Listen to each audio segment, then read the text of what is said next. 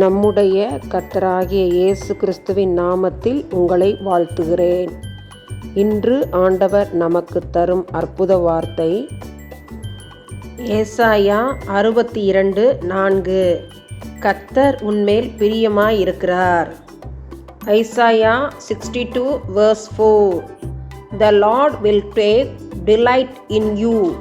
அன்பான சகோதர சகோதரிகளே, கர்த்தராகிய இயேசு கிறிஸ்து வாழ்ந்த நாட்களிலே தன்னை காட்டிக் கொடுக்கிறவன் யூதாஸ்காரியோத்து என அறிந்தும் அவனை நேசித்து தன்னுடைய சீடனாக வைத்து கொண்டார்.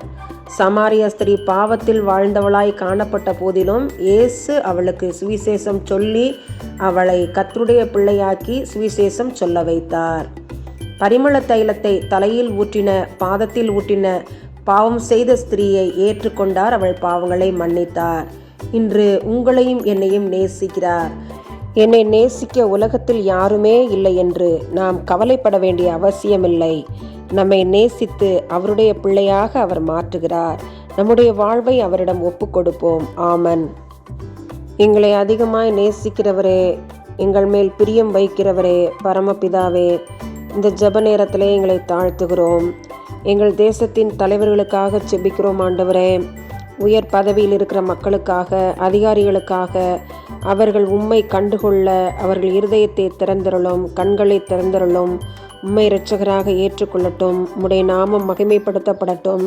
நன்மையான திட்டங்கள் நாட்டிற்கென்று செயல்படுத்தப்படட்டும். உம்முடைய கரத்திலே அவர்களை ஒப்புக் கொடுக்கிறோம், தாழ்த்துகிறோம். இயேசுவின் மூலம் ஜெபம் கேளும் பிதாவே. ஆமேன், ஆமேன்.